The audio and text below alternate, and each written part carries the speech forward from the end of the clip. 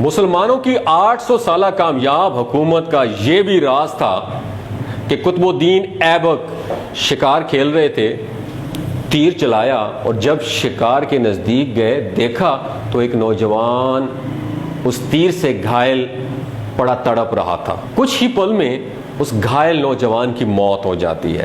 پتہ کرنے پہ معلوم ہوا کہ وہ پاس کے ہی ایک گاؤں میں رہنے والی بزرگ عورت کا ایک اکلوتا سہارا تھا، اور وہ جنگل سے لکڑیاں چن کر بیچتا اور جو ملتا اس سے اپنا اور اپنی ماں کا پیٹ بھرتا تھا۔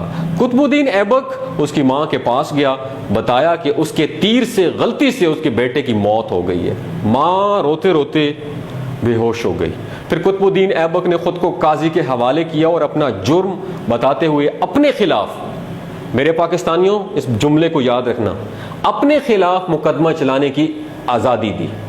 قاضی نے مقدمہ شروع کیا، بوڑھی ماں کو عدالت میں بلایا اور کہا کہ تم جو سزا کہو گی وہی سزا اس مجرم کو دی جائے گی۔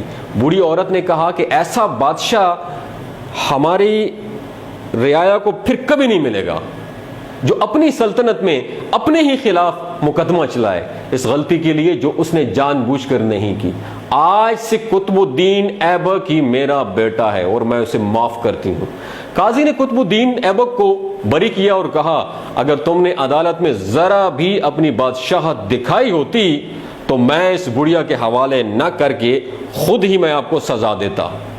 اس پر قطب الدین ایبک نے اپنی کمر سے خنجر نکال کر قاضی کو دکھاتے ہوئے کہا اگر تم نے مجھ سے مجرم کی طرح رویہ نہ اپنایا ہوتا تو یہ میری بادشاہت کا خیال کیا ہوتا تو نے اگر تو میں تمہیں اس خنجر سے موت کے گھاٹ اتارتا۔